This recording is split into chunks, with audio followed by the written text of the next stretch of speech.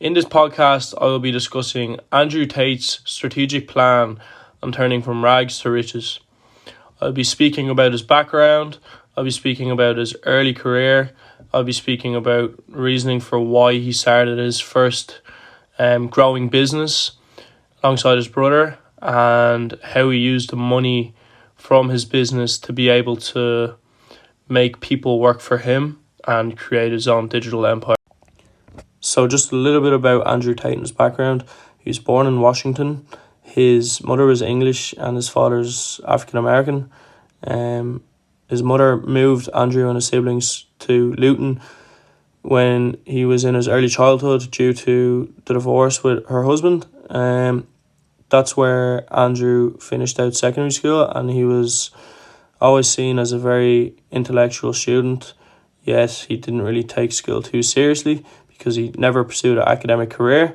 It was in 2005 when Andrew started kickboxing, and he ended up becoming world champion. He won multiple titles, and from that then he started to create a bit of a platform for himself and cultivated some sort of following. With the money that he made from all of the titles that he won, he invested some of that money in property in Thailand. However, one of the months when there is a payment due for the property, he was actually unable to pay it. So he was $30,000 short, and with that then he decided to go to the casino with 70,000 to try and make the 30,000. He lost 70,000, and because of that then he locked himself in his room for, as he said, 5 days straight, and he tried to learn everything about business. He tried to learn everything about the whole concept of money, and he only left the room then when he was satisfied with the knowledge that he learned about business as a whole, really. So that's when he came up with the idea for his first business. So long story short, Andrew's first business was a webcam business, specifically just with girls. He claimed to have 5 separate girlfriends, girls that he was really close with, from different areas around the world, from his kickboxing endeavours and what he got up to when he was kickboxing in different locations. So he asked these 5 girls if they'd work with him. 3 ignored him and 2 said yes. So they knew what they were doing. They were basically enticing men, teasing men, and in some way taking advantage of men and their desires to make money off them. It was a slow start, but when Andrew realised that was a proven business model, he kept focused at it, and within 4 years he had 75 girls in 5 different locations working for him, and he was turning over $4 million a month with his brother Tristan. This was the start of like when he started to make a lot of money, but in comparison to where he ended up, it's almost pittance, as someone could consider. So with Andrew already making so much money per month through his webcam business, he decided that it wasn't enough when he realised that he had so much more to offer. When he realised again that he had cultivated quite a big following.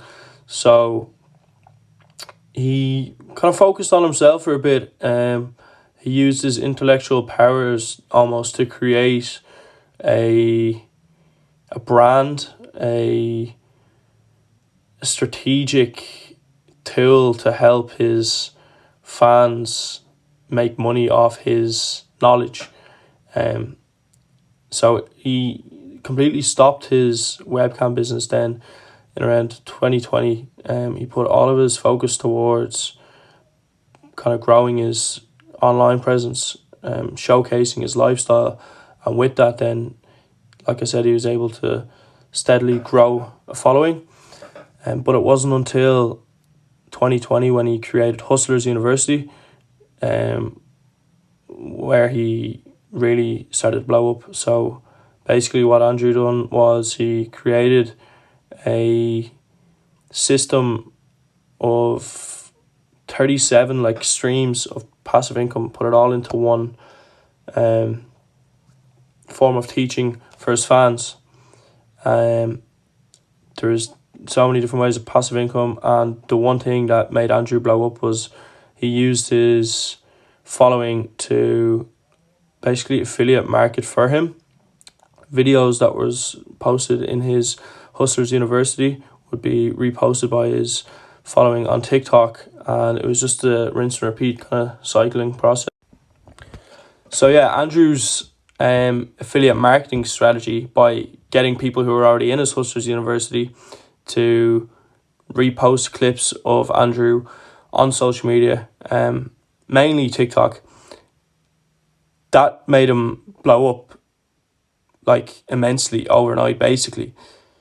I won't say overnight, but really quickly, because his social presence was there, but it was never ever on a scale of what it turned out to be.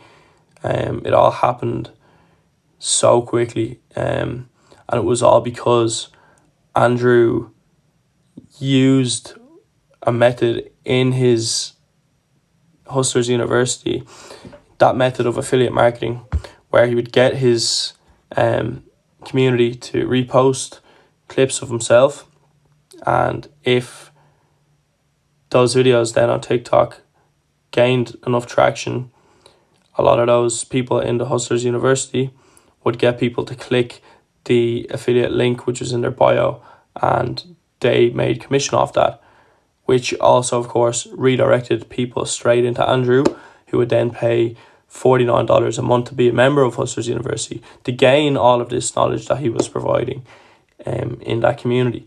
So all it was for Andrew was a win-win system, because not only was he creating more of a social presence for himself and like blowing up overnight, like I said, he was also then cultivating more of a fan base and community within Hustlers University, who were paying $50 of their own money every month to him. So it was a scheme that was like a jackpot really for him, and that's where he really started to make a lot of money.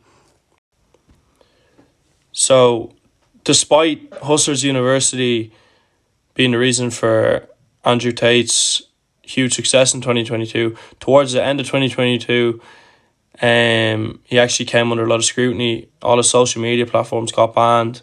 Hustlers University got banned. Everything got banned. His bank accounts got frozen.